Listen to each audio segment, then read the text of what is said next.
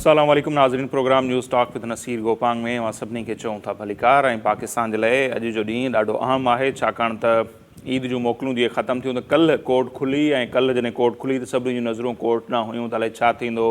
अहम केस जेके आहिनि उहे ॿुधणा हुआ चीफ जस्टिस साहिब खे। 12 मुख़्तलिफ़ केसनि जी हेयरिंग करणी हुई, मुख़्तलिफ़ बेंचिस में शामिल हुआ, पर कल्ह उन्हनि जी तबियत ॿुधाए वियो त ख़राबु थी वई। उनजे करे उहे समूरा केस जेके आहिनि उहे न हली सघिया, जंहिंखां पोइ ॾाढा तज्ज़िया तबसरा थिया पिए त सुभाणे जॾहिं कोर्ट खुलंदी ऐं पॉलिटिकल पार्टियुनि खे जेको चयो वियो आहे त पाणनि में गॾिजी वियो हो, इलेक्शन जी का हतमी तारीख़ तइ कयो, उन में का अॻभराई न थी सघी आहे, 21 अरब रुपया जारी न थी सघिया आहिनि पंजाब में इलेक्शन जे हवाले सां। सो मुख़्तलिफ़ तज्ज़िया तबसरा थिया पिए त पोइ छा थींदो। शहबाज शरीफ़ साहब खे तोहीन अदालत जो को आर्डर जारी थी सघे थो, कीअं थी सघे थो। पर अॼु जॾहिं 3 रुकनी बेंच उन केस जी कार्रवाई हलाई त भई ॿुधायो पॉलिटिकल पार्टियुनि में ॻाल्हियूं किथे पहुतियूं ऐं छा थियो, त उते असांखे नज़र आयो मुख़्तलिफ़ अॻवान जेके आहिनि उन्हनि कोर्ट खे आगाही ॾिनी। सभ खां पहिरियों अटर्नी जनरल जेके आहिनि मंसूर साहब, जेके मंसूर रहमान साहब, उन्हनि अदालत खे ॿुधायो त मुख़्तलिफ़ पार्टियुनि सां हुकूमत जो जेके आहिनि उहे ॻाल्हियूं हलनि पियूं। उन्हनि इहो बि ॿुधायो त सेनेट जे चेयरमैन ख़तु लिखियो आहे अपोज़िशन खे बि हुकूमत खे बि त 4 नाला ॾियो त ॻाल्हियूं अॻिते वधायूं ऐं अॼु उहे जेके आहिनि से ॻाल्हियूं थी वेंदियूं। इन दौरान असांखे नज़र आयो त PTI जा जेके अॻवान आहिनि उहे बाक़ाइदे ते न दाहूं करे कंहिं वॾे खे शिकायत कबी आहे बाबा हीअ मूंसां हीअं ज़्यादती फलाणी कई आहे, अव्हां हिनखे ॾिसी वठो या हिनखे मूंखे इंसाफ़ ॾियारियो या हीअं कयो। सो अॼु कुरैशी साहब, शामून कुरैशी साहब उते असांखे ईअं दाहूं कंदे नज़र आया। ईअं ई फवाद चौधरी साहब जेके आहिनि बेंच जे आॾो दाहूं कंदे नज़र आया ऐं उन्हनि बार बार अदलिया खे चयो त अदलिया जो इहो हुकुम आहे त 21 अरब रुपया जारी थियनि, 4 अप्रैल ते अव्हां पाण ई अहिड़े क़िस्म जो हुकुम ॾेई चुका आहियो, सो अञा त उहे पैसा जारी न थिया आहिनि। पंजाब में इलेक्शन जे हवाले सां कुझु कोन पियो थिए, हुकूमत रुगो टाल मटोल खां कमु वठे पई ऐं टाइम जेको आहे सो टपायो पियो वञे, ॼण ॾींहुं चइबो आहे। सो अव्हां को हुकुम जारी कयो, पर ॿिए पासे मुकमल हिकिड़ी ख़ामोशी सुकून नज़र आयो ऐं जेका एग्रेशन चऊं या जेका फुर्ती पहिरियां नज़र ईंदी हुई इन 3 रुकनी बेंच में, उहा नज़र कोन आई। अॼु उहा फुर्ती नज़र न अचण जा सबब कहिड़ा आहिनि। अॼु बाक़ाइदे हिकिड़ी ॾाढी शाइस्ता जेका ज़बान चइबी आहे उहा नज़र आई चीफ जस्टिस साहिब जे तरफ़ां। एतिरे ते उन्हनि चयो त भई बराए महिरबानी, इहे चीफ साहब उमर ता बंदियाल साहब जा जुमिला आहिनि, अॼु जा रिमार्क्स आहिनि त बराए महिरबानी आइन ऐं कानून जे लाइ सभई जेके पार्टियूं आहियो पाणत में गॾिजी वेही रहो। न रुगो एतिरो, पर उन्हनि इहो बि चयो त असां को बि जेको आहे आर्डर जारी न कंदासीं या का असीं टाइम लाइन नथा ॾियूं, पर मतिलबु अहिड़े क़िस्म जी ॿोली जंहिंजी तवक़ा घटि हुई, छाकाणि जेको पहिरियां जेके ॿुधणियूं थियूं आहिनि, जेके रिमार्क्स साम्हूं आया या जीअं तड़ तकड़ में 4 अप्रैल वारो फ़ैसिलो अची वियो त न 14 मई ताईं पंजाब में इलेक्शन थींदी ऐं उन 21 अरब रुपया जारी कयो। सो अॼु तवक़ा हुई त घणो कुझु थी सघे थो, अहिड़ो कुझु कोन थियो। न रुगो अहिड़ो कुझु कोन थियो, पर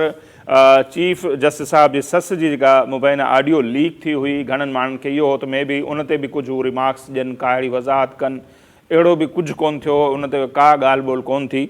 सो अॼु जेका हीअ हेयरिंग आहे पाण जे प्रोग्राम में उन ते ॻाल्हि ॿोल कंदासीं। इहा जेका माठार चऊं नज़र आई, छा इहा माठार सुभाणे बि नज़र ईंदी, छाकाणि त सुभाणे बि ॾाढो हिकिड़ो अहम ॾींहुं आहे ऐं सुभाणे उहो ॾींहुं आहे त अदालत जेको हुकुम ॾिनो हो पंजाब में इलेक्शन 14 मई ते कराइण जे हवाले सां ऐं 21 अरब रुपया इलेक्शन कमीशन खे जारी करे सुप्रीम कोर्ट में रिपोर्ट जमा कराइण जे हवाले सां, उन मामले में 3 दफ़ा जेको आहे अदालत मोहलत ॾेई चुकी आहे। उहा मोहलत ख़तमु थी चुकी आहे, पैसा जारी कोन थी सघिया आहिनि। सो सुभाणे छा थींदो अॼु प्रोग्राम में उन ते बि ॻाल्हाईंदासीं। ऐं जीअं मूं चयो पियो त इहा माठार छो थी आहे, उनजो सबबु छा, मौलाना फज़लुर रहमान साहब जी जेका प्रेस कॉन्फ्रेंस हुई, बयान आहिनि, उहो आहे, बिलावल भुट्टो ज़रदारी साहब जेका कल्ह वारी तक़रीर आहे उहो सबबु आहे, या जेके ही ऑडियो कॉल्स लीक थियूं आहिनि उन्हनि पंहिंजो असरु ॾेखारियो आहे। आख़िर अहिड़ो छा थियो जो उहा बेंच जेका पहिरीं ॾाढी हिकिड़ी फुर्तीली नज़र ईंदी हुई, अॼु उन में माठार हुई। सो अॼु प्रोग्राम में उन ते सम्झण जी कोशिशि कंदासीं असां त इहो मामिलो छा हो। गॾोगॾु असां जेको आहे सो इहो बि सम्झण जी कोशिशि कंदासीं त हीअ जेके ॻाल्हियूं आहिनि उहे बाज़ाब्ता तौर ते अॼु शुरू थी चुकियूं आहिनि हुकूमत ऐं अपोज़िशन जे विच में पार्लियामेंट हाउस में। ऐं उन में इसाक डार साहब जेके आहिनि, हुकूमती जेका कमेटी आहे उन में इसाक डार साहब शरीक आहिनि ऐं तारड़ साहब जेके कानून वारा वफ़ाक़ी वज़ीर आहिनि, आज़म नज़ीर तारड़ साहब, उहे उन्हनि ॻाल्हियुनि जो हिसो आहिनि। अहिड़ी रीति ख़्वाजा साद रफ़ीक़ साहब आहिनि, यूसुफ रज़ा गीलानी साहब आहिनि, नवीद कमर साहब आहिनि उन्हनि ॻाल्हियुनि में। ऐं ॿिए पासे जेकॾहिं ॾिसूं था त शाह महमूद कुरैशी साहब, फवाद चौधरी ऐं अली ज़फ़र जेके आहिनि उहे PTI जी नुमाइंदगी करे रहिया आहिनि हिननि ॻाल्हियुनि में। सो इन्हनि ॻाल्हियुनि जो बि को नतीजो निकिरंदो, खड़तेल निकिरंदो या न, अॼु जे प्रोग्राम में असीं उन ते बि ॻाल्हि ॿोल कंदासीं। ऐं हींअर लाहौर मंझां जेके सीनियर सहाफ़ी ऐं तर्जनिगार आहिनि गौहर भट्ट साहब उहे सां टेलीफोन लाइन ते मौजूद आहिनि। गौहर भट्ट साहब, बहुत शुक्रिया, आपने हमें वक्त दिया। भट्ट साहब, कैसे देखते हैं, कल तक बड़े तज्ज़े और तबसरे हो रहे थे कि पंजाब में इंतखाबात के हवाले से सुप्रीम कोर्ट ने 3 मौके दिए लेकिन 21 अरब रुपए जारी नहीं हुए, तो शहबाज शरीफ साहब को तौहीन अदालत के नोटिस जारी हो सकते हैं। सहूलतकार साकिब निसार और दूसरे मौजूद थे जिनकी ऑडियो भी लीक हुई। और आज हमने देखा कि पीटीआई के फवाद कुरैशी साहब हों, शामुन कुरैशी साहब हों, फवाद चौधरी, वो बड़े चिल्लाए चीखे कि अदलिया अपने वो जो 4 अप्रैल वाला हुक्म है उस पर अमल दरामद के लिए कोई अहकाम जारी किए करे, लेकिन ऐसा कुछ नज़र नहीं आया और बेंच में काफ़ी वो ठंड नज़र आई। तो वो एग्रेशन जो माजी में हम देखते रहे हैं समातों के दौरान, वो भी नज़र नहीं आया। तो आपको क्या असबाब इसके नज़र आ रहे हैं? देखिए, पहली बात तो ये है कि जो आज समात थी वो एक आम शहरी जो रावलपिंडी के रहने वाले हैं उनकी दरखास्त पर थी कि सारे मुल्क के अंदर एक ही दिन इंतखाबात करवाए जाएं और शाह खान साहब जो हैं वो उनके वकील हैं जी। आज की जो समात थी वो जो सुप्रीम कोर्ट का एक हुक्म था जिससे आज उन्होंने कहा कि हमारा हुक्म नहीं है, हमने तो उस तरह तजवीज दी थी कि आप लोग अगर आपस में तय कर लें कि फलां तारीख को इलेक्शन होंगे तो हमको रास्ता निकाल लेते हैं, तो उसकी समाप्त थी। ये वो वाला केस ज़ेर समाप्त नहीं था जिसमें पंजाब के इंतखाबात के लिए 21 अरब देने की बात थी, ठीक है। आज वो उसकी समाप्त रही, वो समाप्त है कल। बिल्कुल, एक बात तो ये है। दूसरी बात ये है कि जो कल बिलावल भुट्टो जरदारी साहब ने स्पीच की है रात को पार्लियामेंट के अंदर, वो स्पीच जो है वो उसका असर आया और वो असर है जिसकी वजह से ये कहा गया है कि हमने तजवीज दी, आप हुक्म नहीं दे सकते, सियासतदान करें। ये बिलावल भुट्टो जरदारी की स्पीच का असर है जिससे यानी ये अगर मैं ये कहूँ कि सुप्रीम कोर्ट के चीफ जस्टिस साहब को एक स्टेप पीछे लेना पड़ा अपनी पोजीशन को, तो वो बिलावल भुट्टो की तकलीफ की वजह से लेना पड़ा। और बाकी 2 जज साहब जो हैं उन्होंने तो कोई बात ही नहीं की सिरे से, वो तो खामोश बैठे रहे। शाहरुख साहब ने बहुत कोशिश की बिलावल साहब के खिलाफ कि वो चीफ साहब जो है चीफ जस्टिस साहब कोई नोटिस जारी कर दे उनको तौहीन अदालत की कोई इस तरह की, लेकिन चीफ जस्टिस साहब ने कहा वो सियासी बयानात हैं उसको हमारे यहाँ पर डिस्कस मत करें। तो ये सूरत हाल रही है आज। मैं ये चाह ही रहा था कि आपके जो नाज़रीन हैं उनको एक्चुअल हालात पता चल जाए कि आज वो केस नहीं था 21 अरब रुपए वाला। सही। अच्छा, तो आप ये समझ रहे हैं कि वो जो बिलावल साहब ने कहा कि 3 शख्सियात जो हैं उनको प्रिविलेज कमेटी में भी हम तलब कर सकते हैं, और फजल रहमान साहब पहले प्रेस कॉन्फ्रेंस कर चुके हैं, पार्लियामेंट बार बार जो है वो करारदादें मंजूर कर रहा है, तो आप समझ रहे हैं कि वो जो असर दिखा रही है सारी सूरत हाल वो? जी वो असर दिखा रही। तो फिर आगे क्या, ये जो सारी सूरत हाल बनी है, कल भी हेयरिंग है, तो फिर आज से हम फिर वो तज्ज़िये और तबसरे करें कि जज साहिबान ने जो अपना माइंड बनाया हुआ है वो चेंज नहीं होगा और फिर कल कोई ऐसी सूरत हाल हो सकती है शहबाज शरीफ साहब के हवाले से, हालांकि आज उन्होंने एतमाद का वोट भी लिया है। अच्छा, मैं आपसे शुरू कभी आप ये जरा नोट करें कि समाज का वोट क्यों लिया जी। अगर आज सूरत हाल बिल्कुल नॉर्मल हो गई और जज साहब जो है वो यानी अपने आप को उन्होंने पीछे हटा दिया है, अगर ऐसी ही बात है जैसा कि 7 लोग इस वक्त देख रहे हैं, तो फिर समाज का वोट लेने की क्या जरूरत थी जी। तो मामला नॉर्मल हो गया था, फिर तो इस तरफ जाने की जरूरत नहीं थी। फिर जो बिलावल साहब है उन्होंने तहरीक क्यों पेश की, फिर शहबाज शरीफ साहब ने जो इतनी सख्त बातें की आज, और नोइंग शहबाज शरीफ वेरी वेल, मुझे पता है इस बात का कि शहबाज साहब जो है वो समझदार आदमी है, जज्बाती नहीं हो सकते, ठीक है। तो उन्होंने जो इतनी सारी बातें की हैं तो वो क्यों की हैं? सही। मैं आपसे गुजारिश करूँगी ये इसीलिए की है क्योंकि चीजें किसी जगह पे तय नहीं हुई है, नॉर्मल नहीं हुई है, यानी किसी बैकग्राउंड जो सीन है इसका ऐसा नहीं है किसी जगह पर कोई बैकग्राउंड डिप्लोमेसी हुई है और अदलिया जो है उन्होंने स्टेप बैक किया, ऐसा नहीं है बिल्कुल भी। ये बात आप जहन में रखिए, ठीक है। सही। ये सिर्फ इसलिए आज ऐसा है, 2 बात है। एक तो बिलावल भुट्टो जरदारी साहब जो है उन्होंने कल बड़ी अग्रेसिव स्पीच की और उसकी वजह से इनको स्टेप बैक करना पड़ा क्योंकि ये बिल्कुल गलत थे, पॉलिटिक्स में ये इन्वॉल्व नहीं हो सकते, इसलिए उन्हें स्टेप बैक करना पड़ा। और दूसरी वजह ये है कि आज तो केस ही नहीं था 21 अरब रुपए। आप देखिए पूरी समाज में कहीं पंजाब के फंड ट्रांसफर करने की बात नहीं आई है, नहीं हुई बिल्कुल। और कल जो है वो अब ये मामला डिस्कस होगा, और कल की जो आपको हेडलाइंस नजर आएंगी या जो टीवी के ऊपर टिकट चलेंगे वो डिफरेंट होंगे, आज से बिल्कुल मुख्तलिफ हो गया, आपको उलट चीजें नजर आएंगी। अच्छा, कल आप कह रहे हैं कि सूरत कुछ उलट नजर आएगी? जी जी। तो वो फिर वो जो कहा जा रहा है शहबाज शरीफ साहब के हवाले से कि कुछ भी हो सकता है, बहुत मौके दिए अदालत ने, फिर वो जो सहूलतकार बता रहे हैं कि आज़ाद कश्मीर में क्या हुआ, 2010 का कोई फैसला हुआ था, साकिब निसार की काल की तरफ इशारा कर रहा हूँ, तो फिर क्या सूरत हाल उस तरफ जा सकती है? ये देखिए बात है कि जो 2010 के फैसले की बात कर रहे हैं साकिब निसार साहब, वो सैयद यूसुफ रजा गिलानी साहब को वो जो डिस्क्वालीफाई किया था इफ्तिखार मोहम्मद चौधरी साहब की अदालत ने, जी। वो 7 रुकनी बेंच था, ये 2012 में जाके डिस्क्वालीफाई किया था, केस 2010 से शुरू हुआ था। बिल्कुल। अच्छा, ये उसकी तरफ इशारा कर रहे हैं। मैं आपसे गुजारिश करूं कि ये अगर जो है अपना डिस्क्वालीफाई करेंगे, इस तरफ जाने की बात करेंगे ये सुप्रीम कोर्ट, तो उधर से फिर जो इस्तेहकाक कमेटी है वो इन 3 जज साहबान को तलब करेगी। अच्छा।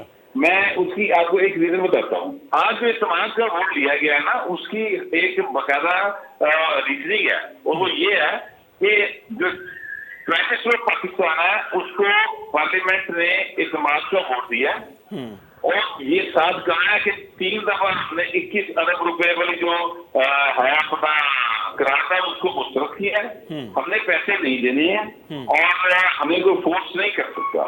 सही। अब अगर आप प्राइम मिनिस्टर को डिस्क्वालीफाई करने का नोटिस देते हैं या शरीय अदालत का नोटिस देते हैं, तो उसके पीछे पार्लियामेंट खड़ी है। सही।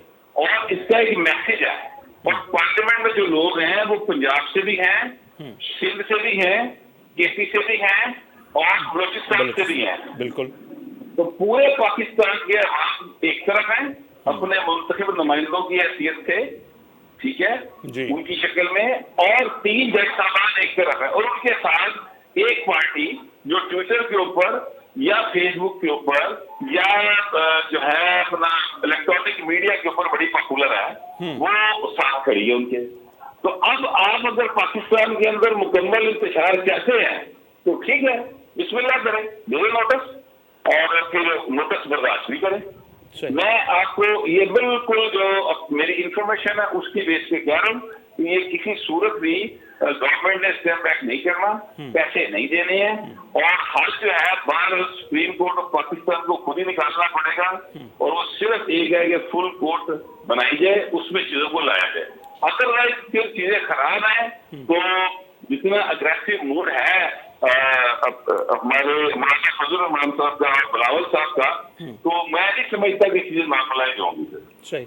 तो भट्ट साहब ये समझ रहे हैं कि हल फिर भी कोर्ट को ही निकालना है, जिस बंद गली में वो खुद जाके फंसे हैं, और वो उसका हल है फुल कोर्ट। लेकिन फुल कोर्ट के लिए भी कहा जा रहा है कि अदलिया इंतजार कर रही है कि शायद गवर्नमेंट की तरफ से कोई रिव्यू के हवाले से कोई दरख्वास्त आए, या फिर आप समझते हैं कि कोई आज़ाद शहरी ऐसे ही आएगा, दरख्वास्त देगा जिसकी आज हेयरिंग हुई, फिर उस पर फुल कोर्ट बनेगा, तो निकलेंगे कैसे इस बहरान से, और फुल कोर्ट की तरफ मामला कैसे जाएगा भट्ट साहब?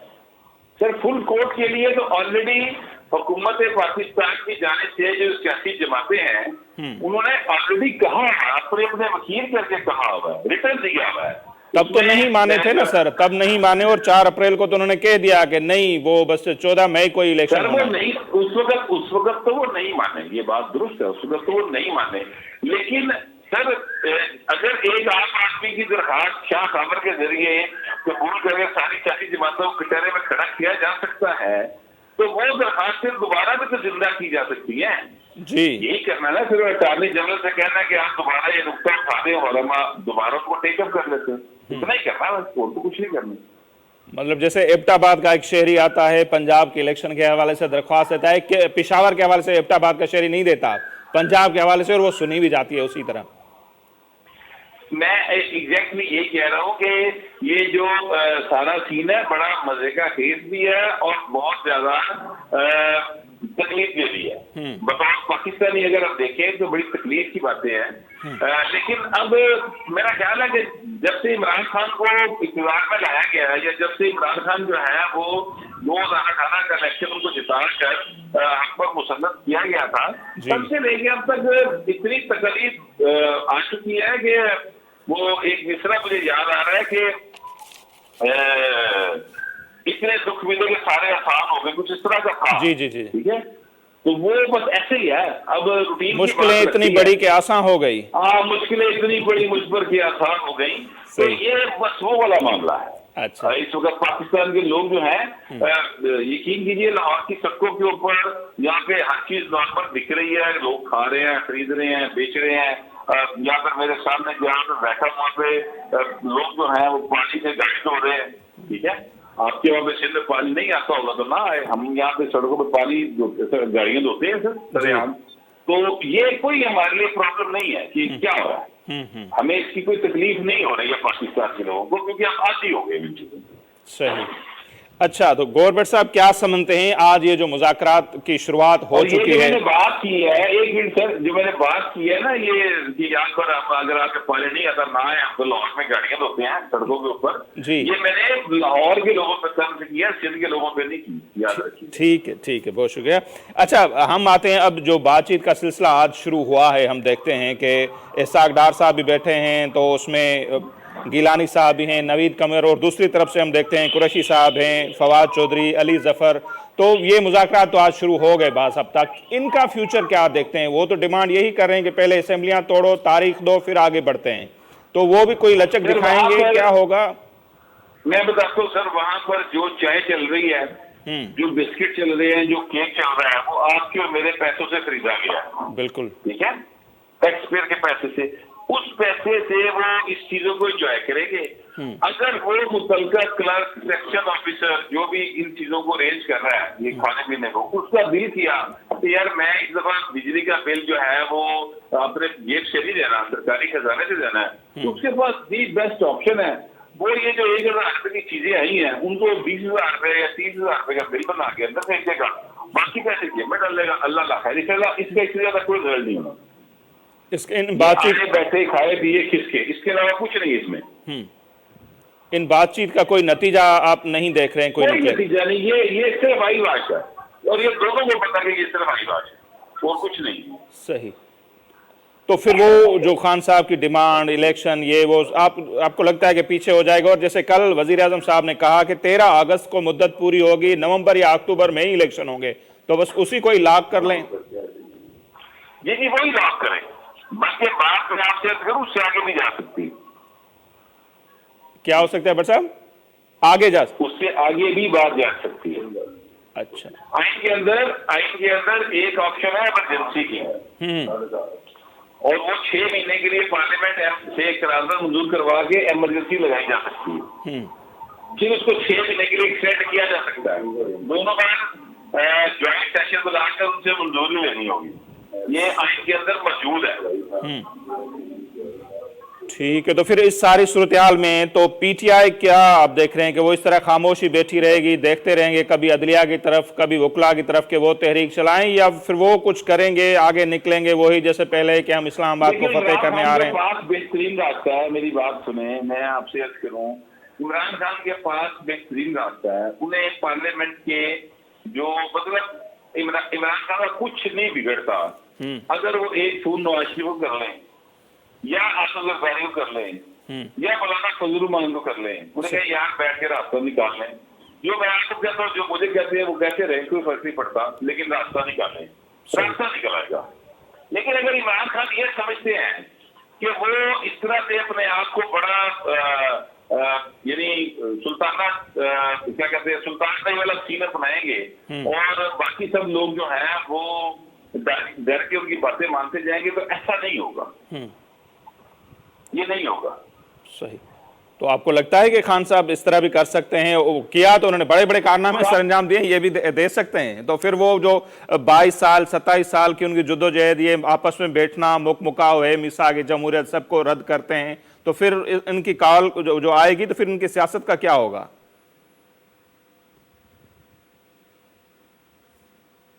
जी भट्ट साहब। इमरान खान सब कुछ भी कर सकते हैं। इमरान खान यू टर्न के मास्टर हैं। अभी अगर आप जरा नोट करें जी, तो इमरान खान साहब जो पूरे पाकिस्तान में दंदनाते फिरते थे, आज से 1 साल पहले तक इमरान खान साहब जो है वो बगैर बुलेट प्रूफ जैकेट के बुलेट प्रूफ वो जो शीशा था उसके वो जब चेक करते थे, ठीक है, और उनके चाहने वाले कहते थे देखो कितना दलेर आदमी है। सही। और फिर बाकी सारे बुलेट प्रूफ उसके पीछे करते थे, बरामद भी करते थे, मरियम भी करती थी, बाकी सब उसके पीछे होते थे, ठीक है। अब हालत यह है कि इमरान खान साहब घर से निकलते हैं तो बाल्टी सर पे डाल के निकलते हैं, कोई पहचान ना दे। फिर भी जो घर है वो, उनका जो घर है वो बंकर बन चुका है। सही। जिसमें जो पासपोर्ट बंकर है जिसका हिटलर ने अपने आखिरी दिनों में बनवाया था, याद कीजिए, ठीक है, वो उसमें कैद होकर बैठे हुए हैं, वो बाहर नहीं निकल सकते। सही। इतना डर है उनको, इतना खौफ है। अब वो दिन दिन इसमें कैद होकर बैठना चाहते, बैठे रहे, लेकिन मर्जी है। भट्ट साहब एक कुछ लाइनें आपने याद दिलाई, कुछ मैं भी दिलाऊं, फिर भी वो बोलते हैं ना मेरा शौक देख मेरा इंतजार देख, तो फिर भी वो बोल ये रहे होते हैं कि खौफ के बुत तोड़ने, हालांकि खुद बाल्टी पहने हुए जा रहे होते हैं, दूसरों को बोलते हैं खौफ के बुत तोड़ो। अब देखिए ना, अब यही बात है ना, अब इसके बाद बंदा जो लोग इनके ऊपर इस्तेमाल कर लेते हैं और जो उनको फिर भी लीडर मानते हैं, तो फिर उनके लिए हदायत और अक्ल की दुआ की जा सकती है। आप भी करें, मैं भी करता हूँ। बिल्कुल ठीक है भट्ट साहब, बहुत शुक्रिया आपने हमें वक्त दिया। नाज़ी सीनियर सहाफ़ी तर्ज़निगार गोहर भट्ट साहब जेके आहिनि उहे लाहौर मां असां सां मौजूदु हुआ ऐं उन्हनि जूं ॻाल्हियूं अवां ॿुधियूं। सुभाणे हेयरिंग थियणी आहे नो डाउट पंजाब इलेक्शन जे हवाले सां, ॾिसूं त छा थो थिए। बहरहाल जेका हींअर ताईं जी सूरत हाल आहे, अॼु जेका हेयरिंग थी, अॼु जेका जज साहिबान जी बॉडी लैंग्वेज हुई या जेके उन्हनि जा रिमार्क्स हुआ, एतिरे ते उन्हनि चयो त बराए महिरबानी जेके पहिरियां धमकियूं ॾींदा हुआ त जेकॾहिं आइन ते अमल न थियो उन्हनि खे क्या नताइज होते हैं सबको पता होना चाहिए, अॼु हू इन ते त ज़रूरु आया त बराए महिरबानी आइन के ख़ातिर आपस में बैठ जाएं। सो काफ़ी थधि नज़र आई, ठंड पै गई जीअं चवंदा आहिनि।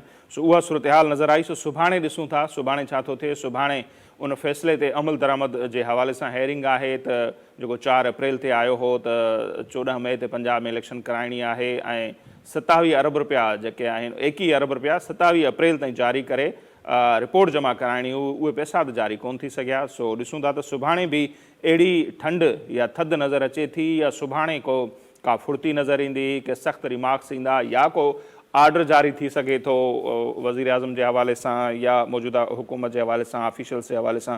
सो काफ़ी इंट्रस्टिंग सूरत हाल आहे। बाक़ी जेके ॻाल्हियूं थियनि पियूं उन ते गोहर भट्ट साहब जो चवणु आहे त उन मां नतीजो को बि नाहे निकिरणो ऐं नतीजो तॾहिं निकिरी सघे थो जॾहिं इहा जेका कमेटी ठाही आहे इमरान ख़ान साहब, शाह महमूद कुरैशी साहब जंहिंमें आहे, फवाद चौधरी साहब जंहिंमें आहे, अली ज़फ़र साहब आहे, उन्हनि जे ॻाल्हियुनि जो को नतीजो कोन निकिरंदो। ॻाल्हियूं जेकॾहिं कामयाबु थियणियूं आहिनि त उन जे लाइ इमरान ख़ान साहब खे पाण अॻियां अचिणो पवंदो ऐं जेका मौजूदा हींअर इतिहादी पार्टियूं आहिनि मौजूदा, उन्हनि जा जेके सरबराह आहिनि उन्हनि सां उनखे ॻाल्हाइणो पवंदो। सो ब्रेक वठूं था, ब्रेक खां पोइ वापसि ईंदासीं त उन समूरी सूरत हाल ते वधीक अञा पाण ॻाल्हि ॿोल कंदासीं।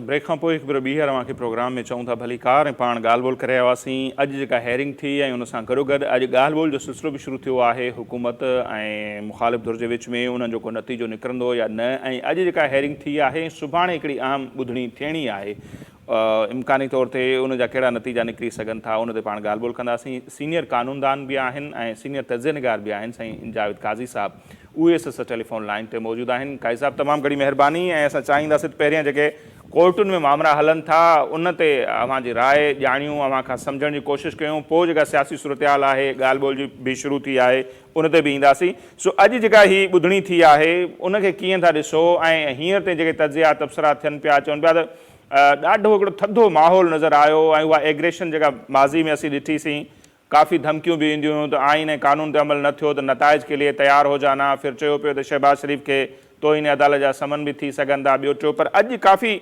माहौल बहितर नज़र आयो। जेके 3 रुकनी बेंच आहे, हालांकि उते शाह महमूद कुरैशी साहब रड़ियूं कंदे नज़र आया, फवाद चौधरी साहब त बाबा तव्हां पंहिंजे हुकुमनि ते अमल करायो, हीअ डिले टैक्टिस पई हुकूमत यूज़ करे के आर्डर जारी कयो, पर अहिड़ो को माहौल नज़र न आयो। सो उनजा सबब छा आहिनि? कुझु माण्हू चवनि पिया त कल्ह जेका बिलावल साहब जी स्पीच हुई उन असर ॾेखारियो आहे, या जेके पार्लियामेंट बार बार ठहराव मंज़ूर करे पियो इन बेंच जे हवाले सां उन जो असर आहे। सो अव्हांखे सूरत हाल छा थी नज़र अचे?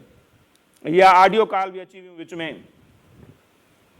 बुनियादी तौर ते अॼु जेका प्रोसीडिंग हली उन जो तमामु मुख़्तलिफ़ रवैयो हो, पर का बि अहिड़ी कयास वाराई कान थी करे सघिजे त मामिलो ठही वियो आहे। मिसाल तौर जेका कल्ह वारी सूरत हाल हुई, का हिकिड़ी बेंच फंक्शन कान करे सघी आहे सुप्रीम कोर्ट में, कंहिंखे कमु करणु ॾिनो ई कोन थो वञे। पोइ इन करे त हुनखे शायदि डपु आहे त को ॿियो का बेंच वेहंदी, उते को गड़बड़ न करे विझे। Supreme court is not working normally. का अहिड़ी बेंच आई कान जंहिंमें हेडिंग कंदो हेड हुजे उन बेंच जो जस्टिस काज़ी फ़ाइज़ साहब। का अहिड़ी बेंच आई कान जंहिंजो हेडिंग कंदो हुजे सरदार साहब। तंहिंजे करे उहे सभु सूरत सभिनी पूरी आइसोलेट कयो, सभिनी खे केॾी तहस नहस कयो, टिनि माण्हुनि जी हले पई थी अञा ताईं हिन बारे में का बि अॻकथी कान थी करे सघे। पर हा, इन में को शक न आहे त अॼु तमामु मुख़्तलिफ़ क़िस्म जी प्रोसीडिंग हुई। ऐं इहा तव्हांखे ख़बर हूंदी त चीफ जस्टिस साहिबु वियो हो GHQ या चीफ ऑफ आर्मी स्टाफ जे घर वञण सां मिलियो।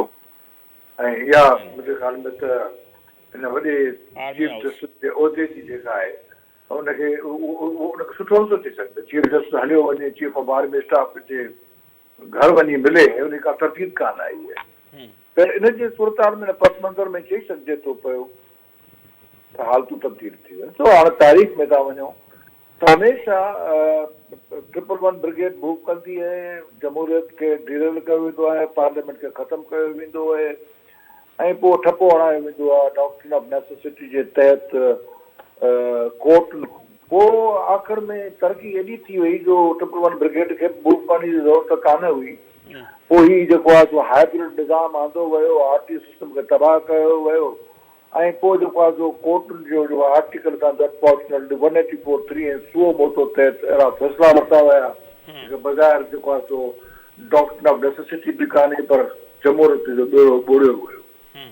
पर हिन जेको आहे सो there is some rational mind inside the establishment जिन महसूसु कयो त हाणे मुल्क खे हिन नहत ते जेको आहे सो ॿिए कंहिं कोन पहुचायो आहे। हिकिड़ा मख़सूस माण्हू हुआ, जनरल मुशर्रफ हो, जनरल ज़ियाउल-हक़ हो, जनरल अयूब हो, जनरल यहिया हो, जनरल बाजवा हो, जनरल फैज़ हमीद हो। हिकिड़ी सोच आहे उहा पैदा थी वई आहे, हिकिड़ा मार्शल लॉ खे पसंदि कंदड़ माण्हू आहिनि। हाणे तव्हां ॿुधी उहा कचहरी बि जेका सची ॻाल्हि आहे कूड़ी आहे, माई चए थी या त इमरान ख़ान खे हुकूमत ॾियो या मार्शल लॉ आहे। सही, उहा सस आहे असांजी चीफ जस्टिस साहिब जी। हाणे इहा आहे पोज़ीशन, हिकिड़ो टोलो पैदा थी चुको आहे पाकिस्तान में, जंहिंखे या त इमरान ख़ान खपे या मार्शल लॉ खपे, जमहूरी प्रोसेस खपे ई कोन। सही। पोइ मुल्क जेको आहे सो तव्हां साम्हूं बीठो आहे, किथे बीठो आहे, दीवाल कोन्हे, शिकार बीठो आहे। तंहिंजे करे हीअ जेका नई सूरत हाल आहे उहा जेकी जनरल ज़ियाउल जी जेका सोच आहे, उहो तालिबान जेके उन गॾु या एस्टेब्लिशमेंट जे अंदरि हिकिड़ा माण्हू जेके हुन कल्ह गॾु आया, अॼु बि शायदि कुझु माण्हू गॾु आहिनि, उहे हाणे हिन दफ़े जेका आख़िरी उमेद लाइ वेठा सुप्रीम कोर्ट जे 3 जज साहिब आहिनि, उन्हनि खे जेको आहे सो पार्लियामेंट तमामु भरपूर तरीक़े सां बिलावल भुट्टे, शहबाज शरीफ, नवाज़ शरीफ, मरियम नवाज़ ऐं सभु पाकिस्तान जूं सभु जेके आहिनि से डेमोक्रेटिक फोर्सिस जेके आहिनि उहे पार्लियामेंट सां गॾु बीठियूं। ऐं पार्लियामेंट जेको आहे सो प्रिवेल पई करे, ऐं पार्लियामेंट जेको आहे उहो जेको जिन फासी पियो आहे बोतल में, उहो एस्टेब्लिशमेंट मां निकिरी आयो आहे। उहो कुझु शायदि हुनजा पुराणा इतिहादी जेके 3-4 जज थी सघनि था हाणे रहिया आहिनि, उन में फासी पियो आहे। इन दिस कॉन्टेक्स्ट पाण इहो चई सघूं था त एस्टेब्लिशमेंट जे अंदरि तमामु वॾी चेंज आई आहे, तमामु रेवोल्यूशनरी चेंज आई आहे। इहा पाकिस्तान जी तारीख़ में पहिरियों दफ़ो आहे त उहा एस्टेब्लिशमेंट जेका आहे उहा पार्लियामेंट सां गॾु बीठी आहे, ऐं अॻे ईअं कोन हो। तंहिंजे करे सूरत हाल तमामु मुख़्तलिफ़ थी चुकी आहे। इमरान ख़ान साहिबु तमामु मायूस आहे। सही सही था चओ। ऐं माज़ी में असां ॾिठो त इन खां बि घटि कंडीशन ख़राबु हूंदी त अज़ीज़ हमवतनो ख़िताब असांखे ॿुधण लाइ मिलंदो, पर हींअर ईअं न आहे, जेको ॾाढो सुठो आहे। पोइ हाणे जेकॾहिं अचूं हिन सूरत हाल में, जंहिं बंदि घिटी चऊं या जंहिं सूरत हाल में 3 रुकनी बेंच या जेको ख़ासि माइंड सेट रखंदड़ जज साहिबान, पूरी अदलिया खे त नथा चऊं, उन्हनि जंहिं हंध ते अची अदलिया खे बिहारियो आहे या आइनी ऐं क़ानूनी माहिरनि खे, उनमें निकिरण जो रस्तो कहिड़ो आहे? कुझु माण्हू चवंदा त मे बी का अहिड़ी रिव्यू पिटीशन लाइ का दरख़्वास्त अचे, पोइ फुल कोर्ट ठहे, ऐं पोइ को अहिड़ो फ़ैसिलो अचे उतां निकिरी सघंदा, छाकाणि त हुकूमत पंजाब इलेक्शन लाइ बिल्कुलु बि राज़ी न आहे ऐं हू चवंदा त न 14 मई जी तारीख़ हतमी आहे, इतां निकिरी कीअं सघिजे थो काए साहिबु? जो पहिरियों ऑर्डर हूंदो जेको इम्प्लीमेंट कोन थो, ख़ुदि उहो कंट्रोवर्शियल ऑर्डर आहे, 2 जजनि जो ऑर्डर आहे, मथां 4 जज वेठा आहिनि, 7 जी बेंच आहे, 9 मां 2 जज पाण खे कढी विया ॿाहिरि, 4 जजनि चयो त जुरिडिक्शन जेका आहे या सुओ मोतो वारे खां वठण ई न घुरिजे या उहो फ़ैसिलो प्रिवेल कंदो, तंहिंजे करे इहो 3 जजनि वारो फ़ैसिलो त हाई कोर्ट फ़ैसिलो आहे 4 जो, 3 जेके आहिनि माइनॉरिटी में, इहे सभु शयूं जेके तव्हांजे साम्हूं पयूं आहिनि ऐं हीअ था चवनि न 3 जो फ़ैसिलो आहे, कंहिंजो आई कोन को, त इहे ख़ुदि 3 फ़ैसिला जेके आहिनि कोर्ट में तॾहिं थींदा जेसिताईं चीफ जस्टिस सां 5 महीना पंहिंजा बाक़ी जेके रहिजी विया ते इज़त सां गुज़ारे वञे। हुन में इलेक्शन अक्टूबर में ई थींदियूं ऐं पूरे मुल्क में हिकु वक़्तु ई इलेक्शन थींदियूं, इहे सभु शयूं मुंहिंजे ख़्याल में ॾिसण पई थियूं अचनि। 14 त माना 14 कल्ह पर 2 हफ़्ता परियां 14 बि थी वियो, त 14 ते इलेक्शन जेको आहे उहो ह्यूमनली नॉट पॉसिबल, तंहिंजे करे न त इहे वीचारा कचहरियूं कंदा, भाकुर पाईंदसि पार्लियामेंट में, पोइ वरी हिनखे ॿुधाईंदा भॻवान हिकिड़ी जॻह इहा ॻाल्हि त तइ थी वई आहे, हाणे तइ करे आया त पूरे मुल्क में हिकु दफ़ो इलेक्शन हिकिड़े वक़्तु इलेक्शन थियणु घुरिजे, पर कॾहिं थियणु घुरिजे उहा शायदि पॉइंट जेका आहे सा तइ थियणी आहे त उहा अक्टूबर ई 8 अक्टूबर या को 9-10 अक्टूबर हेॾे होॾे जेका आहे सा उहा इलेक्शन थींदी, इन खां त काॾे शयूं वञनि कोन थियूं पयूं। ख़ान साहिबु जेको आहे सो इंतिहाई हिकिड़े वॾे बंदि गलीअ में फसी चुको आहे ऐं ॾींहों ॾींहुं जेके हुनजी जेके क़ुवतूं हुयूं काल एस्टेब्लिशमेंट सपोर्ट कंदियूं हुयूं, हुन मां तबाह करे जान छॾाया विया, जज साहिब आहिनि उन्हनि जा कुझु जेके आहिनि जेके तालुकात आहिनि ॾिसण में था अचनि, भावी तौर ते ॾिसण में था अचनि। पाकिस्तानी तारीख़ में जस्टिस मुनीर त वीचारो 3, 4, 5 पाइदान ते बीठो, टॉप ते जनरल साकब निसार उहो जॻह असांजा जेके जज हुआ जस्टिस साकब निसार खां पोइ जस्टिस सईद खोसा, जस्टिस गुलज़ार साहब, हिनखे हिकिड़ो बि सिंधी जज कोन वणंदो हो जेको सुप्रीम कोर्ट पहुचे। अजीब हैरत आहे त सिंधी माण्हू हिन पाकिस्तान में अॼु बि गदार आहे, सिंधी माण्हू अॼु बि पाकिस्तान में जेको आहे सो हिकिड़ो बि सिंधी जज सीनियर हूंदे हुनखे कढी विया, हिकिड़ो जूनियर जज खणी विया, जंहिं जूनियर जज वरी उते कमाल ॾेखारियो तव्हां खणी छो विया। तंहिंजे करे हिन पाकिस्तान खे फेडरेशन करे हलाइणो आहे, उहो मुंहिंजे ख़्याल में जेको आहे एतबार ई कोन था कनि सिंधियुनि खे, ऐं सिंधी हिन पूरे उन ते मूंखे यादि हूंदो राणा सनावला टीवी चैनल ते अची इंटरव्यू में चयो त जेके जूनियर जज भर्ती थिया सुप्रीम कोर्ट में, बाजवा साहिबु असांखे चयो हो त उन में अव्हांखे सपोर्ट करणी आहे, नवाज़ लीग मतिलबु मौजूदा गवर्नमेंट सपोर्ट कई ऐं आर्मी चीफ खां चवरायो वियो, मौजूदा चीफ जस्टिस साहिबु चवरायो त बाबा हुकूमत खे राज़ी कयो, इहा केॾी वॾी ज़्यादती आहे हिकिड़ी। आख़िर ताईं इहो कैमोफ्लॉज कयो वेठो ऐं आख़िर ताईं इहो माण्हू जेको आहे जो बार्गेन पियो कयो त मूंखे जेको आहे सो तव्हां चीफ ऑफ आर्मी सां एक्सटेंड कयो त हीउ चीफ ऑफ आर्मी स्टाफ न थिए, रुॻो इहो त हीउ जेको मौजूदा चीफ ऑफ आर्मी स्टाफ आहे उहो न थिए, हिन जे ख़िलाफ़ लॉन्ग मार्च खणी आया, हिन जे ख़िलाफ़ छा न कयो, इहो त माना नवाज़ शरीफ़ जा हथ सड़िया जो हुन जनरल मुशर्रफ खे चीफ ऑफ आर्मी स्टाफ कयो, नवाज़ शरीफ़ जा जेके आहिनि ग़लति फ़ैसिला पोयां 2 जेके चीफ ऑफ आर्मी कयईं, जेको बाजवा खे कयईं, मुशर्रफ खे कयईं, उन मां हिकु तजुर्बो करे हिन दफ़े हिननि पूरो बीह रहिया त भले मार्शल लॉ वणो, भले जेको कुझु करणो अथव फ़ैसिलो असां पाण कंदासीं। हाणे ॻाल्हि इहा आहे त पाकिस्तान खे नई स्ट्रेटेजी में पियो वञे, हिन जे पोयां ज़ुल्फ़िकार खलीलज़ाद साहिबु हो, हिन जे पोयां हिंदुस्तान बि जेके आहिनि फंडिंग बि ईंदी रही आहे, हिन पूरे जेके इमरान ख़ान सां गॾु माण्हू बीठा उहे सभु माण्हू उहे हुआ जेके पाकिस्तान खे डिस्टेबलाइज़ करणु पियो चाहियो, हिन माण्हू सां गॾु जेके बीठा उहे ई बीठा जेके चाहिनि पिया पाकिस्तान जेको आहे सो एटम बम मुक़दस लाइ छा थिए, ही सभु उन सां गॾु बीठा ऐं वरी ॿी रैकेट जनरल जवालक वारी जंहिंजा अरबे डॉलर आया स्विस बैंक में कोड, ही सभु जेके आहिनि चाहिनि था या त मार्शल लॉ अचे या जेको आहे सो इमरान खान।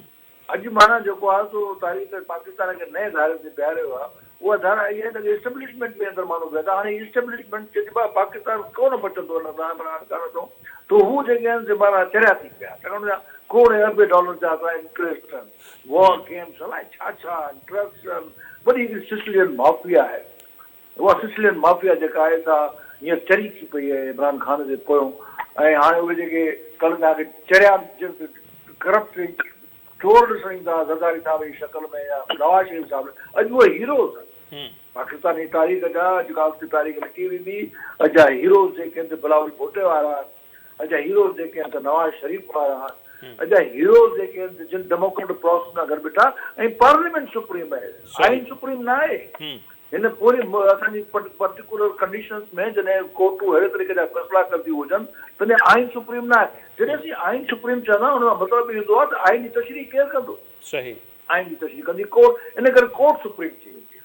जॾहिं कोर्ट तशरीह ग़लति करे बयान करे त पोइ आइन सुप्रीम न चइबो, न रुगो ग़लति तशरीह करे, न रुगो ग़लति तशरीह करे पर कोर्ट कानून साज़ी खां रोके पार्लियामेंट खे त मां कानून नथा ठाहे सघो, अहिड़ो मिसाल।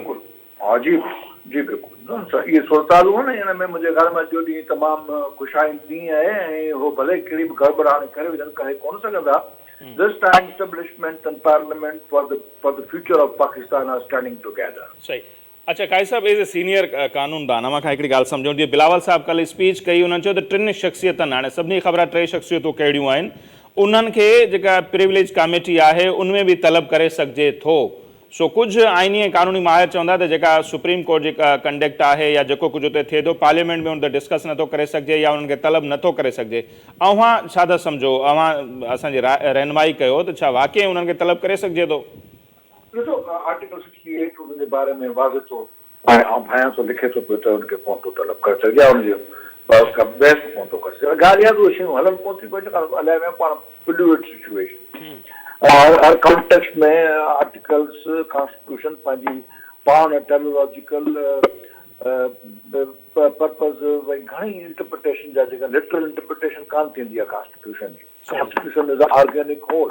100 साल 300 साल पुराना कॉन्स्टिट्यूशन अमेरिका वांगुरु जेके आहिनि दुनिया में अॼु बि जेके आहिनि से तमामु जहिड़ा जाॻंदा कॉन्स्टिट्यूशन आहिनि। इन करे जो हू जेके आहिनि जेका तनावर दरख़्त वारा उहा हालतुनि में पंहिंजो पाण खे अडॉप्ट कंदा आहिनि। हाणे हिन वक़्तु जेका इहा सूरत हाल बीठी आहे, जो सदर पाकिस्तान तां चरियो थी पए त पोइ छा कंदो अथव?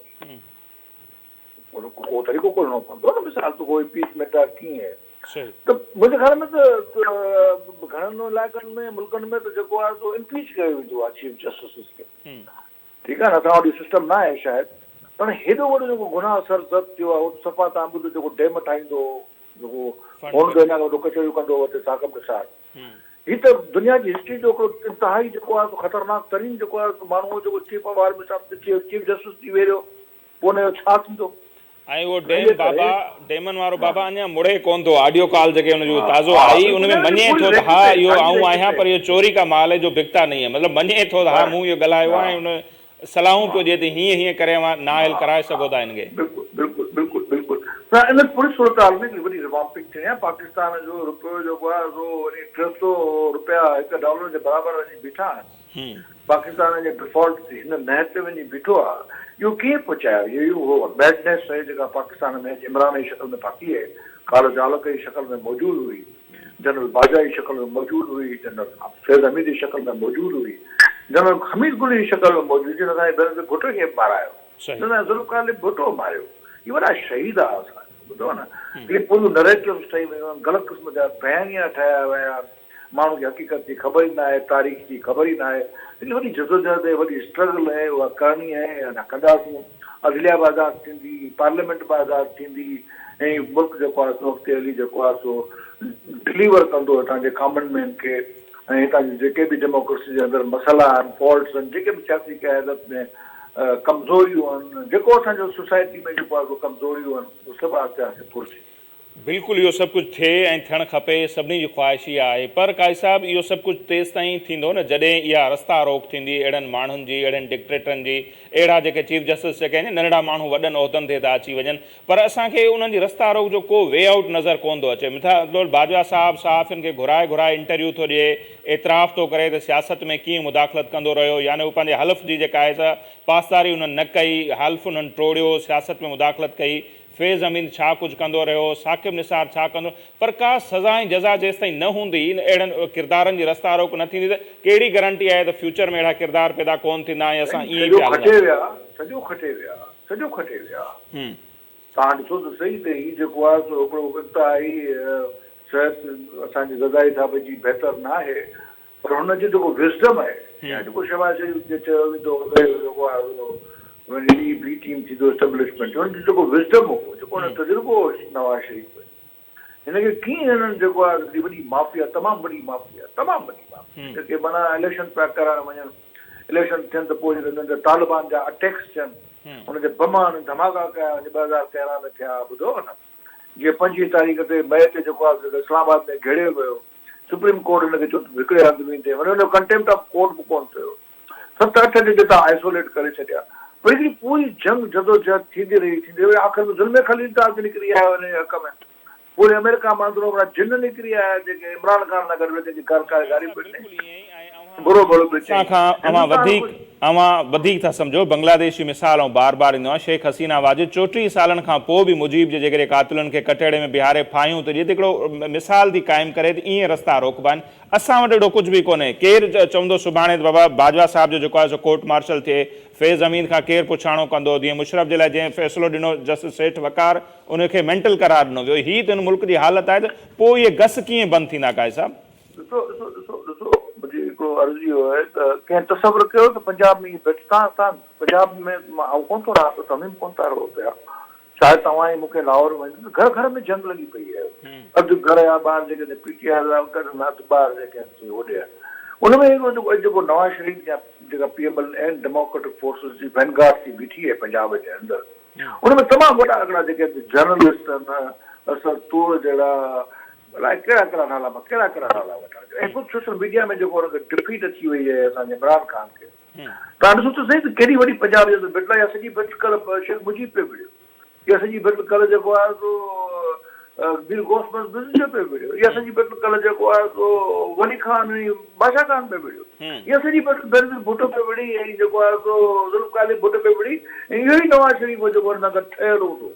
पर सलाम ॾियो नवाज़ शरीफ़ खे जेको आहे सो पूरे डेमोक्रेटिक फोर्सिस सां गॾु बीठो आहे, सलाम ॾियो न पंजाबीअ खे जेको न पूरे पंजाबी खे जेको पूरे जेको फास्टिज़म सां गॾु बीठो आहे, हुन सां महाॾो अटकाए बीठो आहे, ऐं असीं हुन सां गॾु बीठा आहियूं। The battle has gone deep down into the very battlefield from where this tragedy rose up.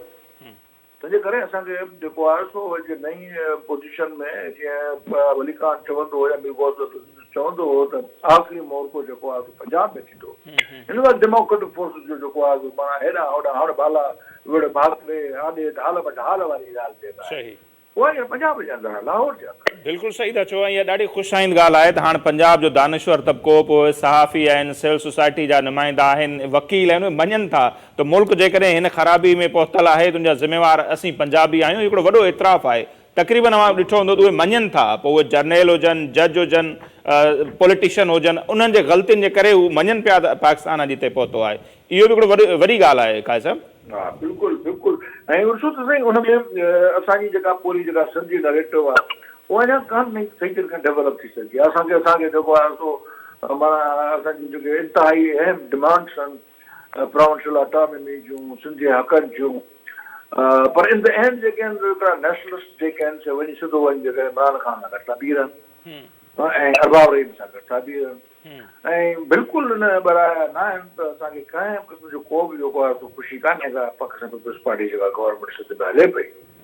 पर जेको हू जेका जंग बिरावल भुटो विड़े पियो होॾे इस्लामाबाद में, हिकिड़ा कुझु 4 शयूं चङियूं बि त आहिनि हुननि जूं, तंहिंजे करे असांखे कॾहिं पूरे कॉम्प्लेक्स स्ट्रक्चर में वेही असांजी पूरी नई नैरेटिव ठहे, असीं पंहिंजी नेशनलिस्ट राइट्स जी मूवमेंट खे पाकिस्तान जी डेमोक्रेटिक मूवमेंट सां जोड़ियूं, हिन में असांजो भलो आहे। ठीकु आहे न, हुन में ख़ुदि जेको आहे सो माना नयूं जेके आहिनि शयूं पियूं अचनि, हींअर पाकिस्तान खे सर्वाइव करणो आहे। सर्वाइव करण जा तरीक़ा इहे आहिनि त जीअं मार्केट इकोनॉमी में रहिबो आहे, तीअं ई असांखे पाकिस्तान खे इंटरनेशनल ग्लोबलाइज़ वर्ल्ड जे अंदरि कॉम्पिटेटिव वर्ल्ड में 22 करोड़ माण्हुनि जो मुल्क आहे, उहो कुझु बि कोन थो कमाए पियो। असीं जेका $7 अरब कमाए सघूं था साल में, असीं कुझु बि कोन, असांजो जेको बि स्किल्ड माण्हू निकिरे थो भॼी थो वञे मुल्क छॾे। तंहिंजे करे हिकिड़ी वॾी जेका आहे चेंज अचणी आहे, उहा चेंज जेका आहे सा ख़ुदि इस्टेब्लिशमेंट जे अंदरि जेका आहे सोच में तब्दीली अचे, ऐं उहा मूंखे ॾिसण में पई अचे त अचे पई। ऐं पहिरियों दफ़ो मूं तव्हांखे चयो त इस्टेब्लिशमेंट जेका काल्ह कोर्ट सां गॾु बीठी हूंदी, ऐं कोर्टूं इस्टेब्लिशमेंट सां गॾु बीठियूं हूंदियूं, डॉक्टर ऑफ नेसेसिटी हूंदी, ही हूंदो हू हूंदो, हाइब्रिड जमहूरियत ई हिकिड़ो ख़तरनाक क़िस्म जो जेको आहे सो साक मिसाल हिकिड़ो माण्हू निकिरी आयो। अॼु उहा इस्टेब्लिशमेंट जेका आहे उहा गवर्नमेंट सां, उहा पार्लियामेंट सां गॾु बीठी आहे। ठीकु आहे काज़ी साहब, तमामु घणी महिरबानी ऐं इहो ॾाढो ख़ुशि आईंदा आहे जीअं मां चयो पिया त उहे सभु धुरियूं जेके पहिरियां वाक़ई ईअं ई थींदो हो त उहा ख़ासि तौर ते उहा धुर जेका सदाईं डेमोक्रेसी जे ख़िलाफ़ु रही, अॼु उहा धुर जेका आहे उहा मौजूदा हुकूमत सां गॾु बीठल नज़र अचे थी ऐं जन जो कमु आइन ऐं कानून ते अमल करणु आहे या इंसाफ़ फराहम करणु आहे उहे कंहिं ॿिए पासे बीठा आहिनि। सो उन्हनि खे तारीख़ कीअं यादि कंदी इहो तारीख़ ते पाण छॾियूं था। अॼु जेको असांजो प्रोग्राम आहे हिते पंहिंजी पुॼाणी ते थो पहुचे। असांखे ॾींदा इजाज़त, अलाह हिनखे पाण।